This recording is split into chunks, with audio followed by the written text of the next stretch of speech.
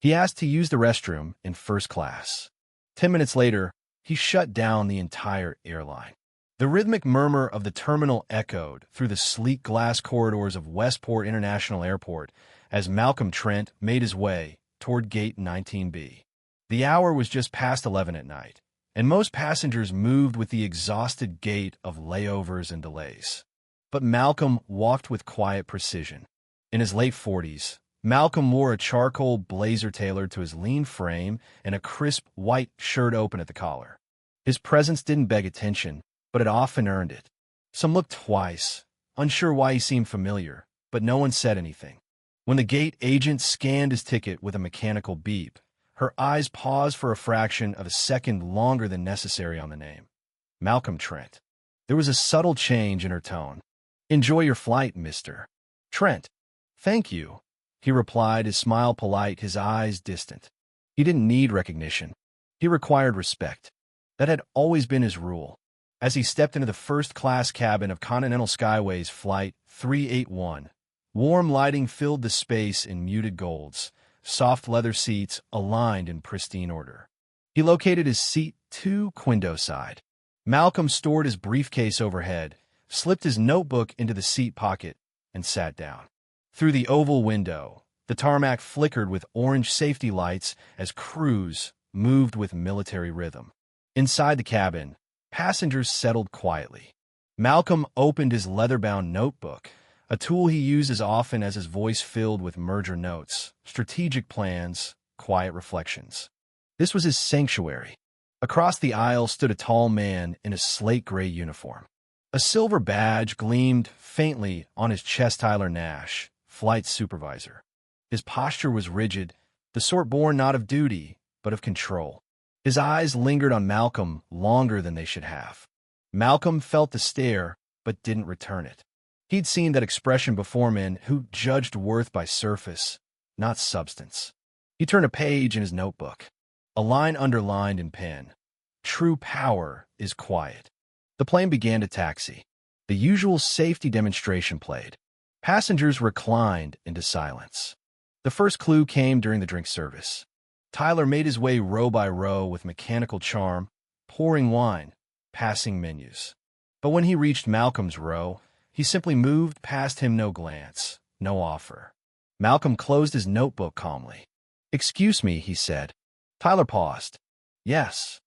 I like a sparkling water." Tyler's response came clipped. "We're serving those who made requests first. I'll circle back." Malcolm gave a nod. Of course. It was a small thing, but Malcolm had built entire acquisitions off noticing small things. He let it go for the moment. Later, at cruising altitude, Malcolm stood to use the restroom at the front of the cabin. As he neared the lavatory, Tyler appeared like a shadow.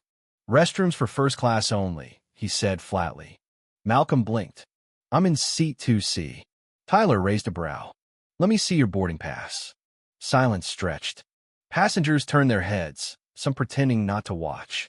Malcolm said nothing, walked back to his seat, retrieved the pass, and handed it over. Tyler inspected it for longer than necessary, then nodded. "Even so, we've had issues before. Use the one in back. Simpler that way." Malcolm met his gaze evenly. "Understood," he said. He returned to his seat. His eyes betrayed no emotion. But inside, something had shifted. The notebook closed. The phone came out. He connected to the flight's secure business Wi-Fi, opened an app few people on Earth had access to, and typed, "Begin review. Live incident. Subject, C.Skyways 381. Flag Supervisor Nash. Monitor for escalation." The message pinged across a secure network. On the 57th floor of a Manhattan office, Carla Devon, chief risk strategist for Vanguard Equity Holdings, received the alert and froze mid-step. She turned away from a boardroom door and pulled out a secondary device, biometric access only. In less than 2 minutes, Carla was sorting through staff logs, incident tags, internal flags. Tyler Nash's name surfaced. 3 closed cases in 7 months. All quietly resolved. All involving passenger miscommunication. Carla flagged them. Then she sent a ping. Pattern confirmed. Proceed. Malcolm didn't look at his phone. He knew the gears were turning. Across the aisle, another passenger, an older man with silver hair, in seat 2, glanced at him. "They always assume," he murmured. Malcolm gave a soft nod, the kind of nod that says, "Noted." The plane began its descent into New York. As the landing gear deployed, a message buzzed on Tyler's internal comms. "Hold at gate 54R. Do not deplane. Await instruction." He frowned. That gate wasn't standard. It was on the executive tarmac. When the plane finally stopped, a suited man stepped aboard. "Supervisor Tyler Nash," he said calmly, clipboard in hand. "Please gather your belongings and come with us." Tyler froze. "Is there a problem?" The man didn't blink. "We'll explain shortly." Passengers whispered. Tyler looked around, confused, panicked. When his eyes met Malcolm's, something in him faltered. He was escorted off without resistance. Malcolm rose. The man in 2D turned. "What just happened?" Malcolm replied, "Correction." The story made headlines by morning. Major shakeup at Continental Skyways after internal audit. CEO Alan Strickland resigns amid discrimination allegations. Anonymous insider reveals culture of quiet bias. At Vanguard Holdings, Malcolm stood before a glass screen showing a flowchart of Continental's executive board. "These 5 allowed it to fester," he said to the gathered leadership team. "We removed the culture, not just the face." By the following week, 3 executives resigned. 2 attempted to resist. 1 leaked emails trying to cast the reforms as overcorrections. It backfired. The emails were already archived. Internal reviews confirmed long-standing bias. Malcolm issued a single statement at a press conference. "This is not about revenge. It's about accountability.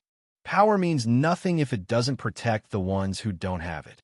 All customer-facing staff were enrolled in continuous equity training. A third-party oversight board was instated. A new complaint system went live. Anonymous but traceable. Transparent. The airline began to change quietly but definitively. 6 months later, on a flight to Washington, Malcolm sat again in first class. The seat was different now, wider, warmer. The crew, young and alert, moved with decency, not deference. "Would you like anything to drink, sir?" asked a flight attendant named Jonah. "Just water," Malcolm replied. A few moments later, Jonah returned. "Restroom's clear, sir, if you'd like to use it." No hesitation. No suspicion. Malcolm stood, walked down the aisle, and paused at the mirror inside the restroom. He saw a man who had been disrespected and said nothing, not because he lacked the strength, but because he knew which levers to pull.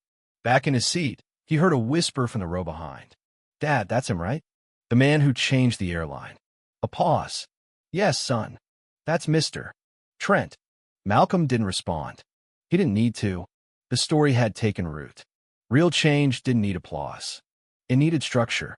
It needed resolve.